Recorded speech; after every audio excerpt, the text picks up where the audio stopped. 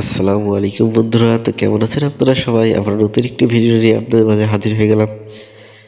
তো দেখতেই পাচ্ছেন আজকে সুজির হালুয়া রান্না হবে, তো সেই জন্য এখানে সর্বপ্রথম দিয়ে দেওয়া হলো তেল। আর তারপর তেলের মধ্যে এখন দিয়ে দেওয়া হলো তেজপাতা, ছোট এলাচ আর দারুচিনি দিয়ে এখন সেগুলোকে ভালোভাবে তেলে টেলে নেওয়া হচ্ছে। আর তারপর এখন মশলাগুলো ভালোভাবে ফ্রাই হয়ে গেলে তারপর এখানে দিয়ে দেবো সুজি। আর সুজি দেওয়ার পর তারপর সুজিগুলোকে আমরা সুন্দর করে ভেজে নিব। তো পুরো ভিডিও দেখার জন্য আমাদের সাথে থাকুন আর দেখতে থাকুন আরবি ভ্লগ। আর এখন পর্যন্ত যারা আমার চ্যানেলটি সাবস্ক্রাইব করে নিয়ে সাবস্ক্রাইব করে দিবেন। আমার চ্যানেল নাম হচ্ছে আরবি ভ্লগ। আর এখন পর্যন্ত যারা আমার ভিডিও দেখতেছেন অবশ্যই কমেন্ট করে জানাবেন যে ভিডিওটা কেমন হয়েছে।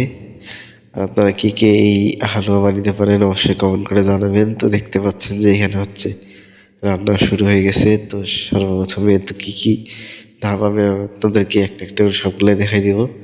তো তারপর এখানে কিছুক্ষণ যখন অর্ধেকটা আমাদের সুজি রান্না হয়ে গেছে আর কি, ভাজা হয়ে গেছে, তারপরে দিয়ে দিলে এখানে ঘি। তো ঘি দিয়ে আবার সুন্দর করে ভাজিয়ে দিতে হবে 50%। আর তারপর এখানে দেখতে পারবেন ভাজা অবস্থায় এখানে দিয়ে দিতে হবে নারিকেল। তো নারিকেল কুচি দেওয়ার পর তারপর সেগুলোকেও আবার আমরা সুন্দর করে ভেজে নিব।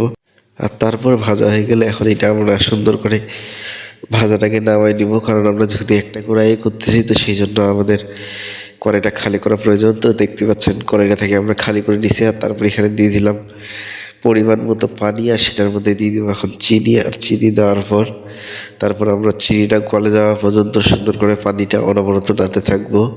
আর অবশ্যই এটা মিডিয়াম আঁচে রান্না করতে হয়।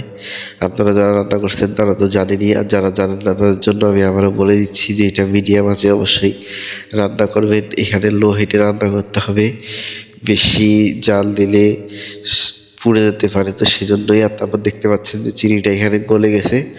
আর তারপর এখানে সুজি ঢালে দেওয়া হয়েছে। তো সুজিটা ঢালে দেওয়ার পর এখানে অনবরত নাড়তে হবে। তা আমি এখানে আরও ফাস্ট ফরওয়ার্ড করে দিছি আপনাদের দেখার সুবিধার্থে। তো তারপরে এখানে দেখতে পাচ্ছেন অনবরত নাড়তে থাকতে হবে, মানে এটা আটায় আসা পর্যন্ত। কারণ এগুলো যেহেতু আমরা আর কি সুজির হালুয়া বানাচ্ছি তো সেই জন্যই। আর তারপর সেগুলোকে পিস পিস করে যেন কাটা যায় এইভাবে আর কি আমরা তৈরি করব। তো তারপর এখানে আমাদের ভাজাভাজি শেষ হলে আমরা একটা পাত্রের মধ্যে প্রথমে ঘি ব্রাশ করে রাখে দিছি নিচনে। আর তারপর দেখতে পাচ্ছেন যে সেটার উপর এখন আমরা ঢালে নিব। তো ঢালে নেওয়ার পর তারপর আমরা কিছুক্ষণ রাখবো, রাখে যখন দেখবো যে এটা অনেক মানে 50% সেট হয়ে গেছে, তারপর সেগুলোকে আমরা চাকুর সাহায্যে আপনারা যে শেপে কাটতে চান কাটে নেবেন। তো এটাই ছিল বন্ধুরা আজকের পুরো ভিডিও। তো ভিডিওটা কেমন হয়েছে অবশ্যই কমেন্ট করে জানাবেন, আর ভিডিওটা ভালো লাগলে অবশ্যই শেয়ার করে দিবেন। তো দেখা হচ্ছে পরবর্তী ভিডিওতে। আর এখন পর্যন্ত যারা আমার চ্যানেলটি সাবস্ক্রাইব করেননি সাবস্ক্রাইব করে দিবেন। আমার চ্যানেলের নাম হচ্ছে আরবি ভ্লগ। তো এটাই ছিল বন্ধুরা আজকের পুরো ভিডিও। দেখা হচ্ছে পরবর্তী ভিডিওতে। ততক্ষণ পর্যন্ত সবাই ভালো থাকবেন, সুস্থ থাকবেন, আর সবাই নিজের বাসায় বানাই খাবেন। আল্লাহ হাফিজ।